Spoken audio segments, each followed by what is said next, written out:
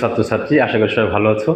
তোমাদের জন্য একটা খুব গুরুত্বপূর্ণ ম্যাথ নিয়ে আসলাম। এটা পরিমিতির একটা অঙ্ক, 16.4-এর একটা অঙ্ক, 16.4-এর 17 নম্বর অঙ্ক। অঙ্কটা এতবার এসছে যে আমি পাশে লেখার আর প্রয়োজন বোধ করি নাই।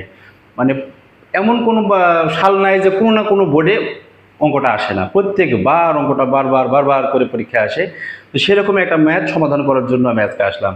তো এই ম্যাথটা তোমাদের কাছে খুবই সহজও মনে হবে, খুব কঠিন ম্যাথ না, কিন্তু এত গুরুত্বপূর্ণ অঙ্ক আমাদের সবার পারা উচিত। পরীক্ষার জন্য প্রিপারেশন থাকা উচিত যেন অঙ্কটা খুব সহজে আমরা পরীক্ষা খাতায় করতে পারি।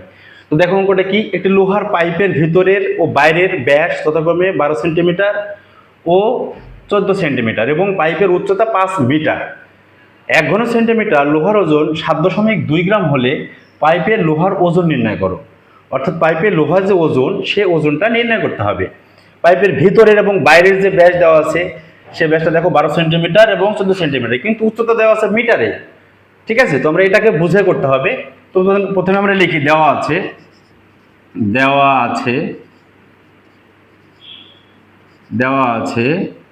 পাইপের ভিতরের ব্যাস, পাইপের ভিতরের ব্যাস 12 সেন্টিমিটার। অতএব পাইপের ভিতরের ব্যাসার্ধটা আমরা বের করে নেই। পাইপের ভিতরের ব্যাসার্ধ ধরলাম R1 সমান সমান 12/2 সমান সমান 6 সেন্টিমিটার। ঠিক আছে, একইভাবে দেখো এবার বাইরের ব্যাস দেওয়া আছে। আবার পাইপের বাইরের ব্যাস 14 সেন্টিমিটার। অতএব পাইপের বাইরের ব্যাসার্ধটা আমরা বের করে নেই। R2 ধরলাম, 14/2 = 7 সেন্টিমিটার। আরেকটা জিনিস দেওয়া আছে, সেটা হচ্ছে পাইপের উচ্চতা। এবং পাইপের উচ্চতা দেওয়া আছে h সমান সমান 5 মিটার সমান সমান 500 সেন্টিমিটার। আমরা জানি 1 মিটার সমান 100 সেন্টিমিটার, ওই জন্য 5 মিটার সমান সমান 500 সেন্টিমিটার। তো আমরা মোটামুটি পেয়ে গেলাম পাইপের ভিতরের ব্যাসার্ধ এবং বাইরের ব্যাসার্ধ এবং পাইপের যে উচ্চতা আছে, উচ্চতাটা পেয়ে গেলাম।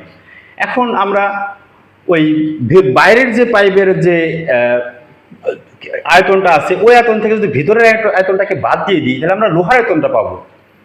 অতএব লোহার আয়তন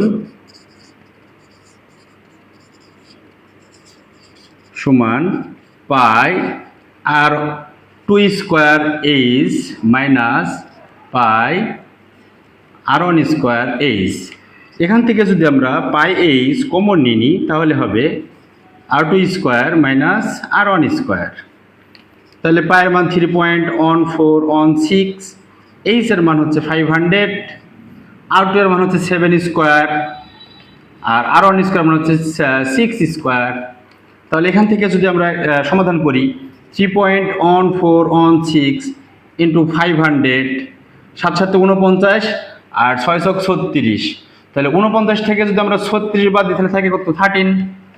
তাহলে 13 থাকে। এখন আমরা এই পুরোটা গুণ করে দেবো। এই পুরোটা গুণ করলে কত আমরা দেখি, 3.1416 ইন্টু 500 ইন্টু 13, আমরা পাচ্ছি 20,420, 20,420.4। এটা আমরা পেলাম লোহার আয়তন।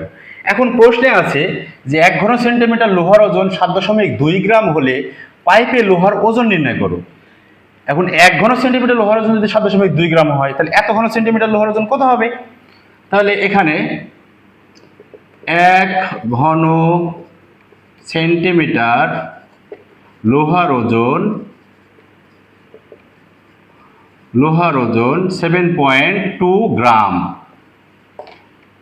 অতএব 20,000 420.4 ঘন সেন্টিমিটার লোহার ওজন 7.2 ইন্টু 20,420.4 এত গ্রাম হবে, এত গ্রাম।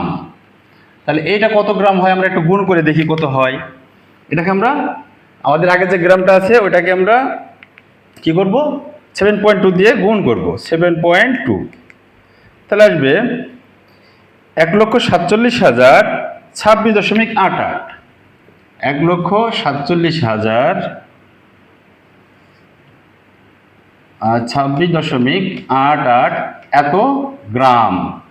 এখন এই গ্রামকে আমরা কেজি করতে পারি, একে আমরা 1000 দিয়ে ভাগ দিতে পারি। তাহলে আসছে 147.027 এত কেজি। এটা আমরা কেজিতে বের করে রাখলাম, এটা যেহেতু স্ট্যান্ডার্ড আমাদের হচ্ছে পরিমাপ। তাহলে দেখো অঙ্কটা কিন্তু হয়ে গেল, অঙ্কটা খুব সহজ অঙ্ক। তাহলে একটা লোহার পাইপের ভিতরের ও বাইরের ব্যাস যথাক্রমে দেওয়া আছে 12 সেন্টিমিটার আর 14 সেন্টিমিটার, তার উচ্চতা দেওয়া আছে 500 মিটার। এখন 1 ঘন সেন্টিমিটার লোহার ওজন 7.2 গ্রাম হলে পাইপের লোহার ওজন নির্ণয় করো।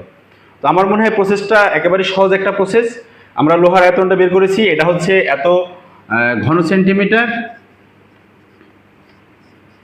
আশা করি তোমরা অঙ্কটা বুঝতে পেরেছো। যদি বুঝতে না পারো তাহলে প্রথম থেকে আরেকবার দেখো, তাহলে বুঝতে পারবে। আর যদি কোনো প্রশ্ন থেকে থাকে তাহলে অবশ্যই কমেন্টে জানাবে, আমি তোমাদের সঠিক সময় সঠিক উত্তর দিয়ে দেবো ইনশাল্লাহ।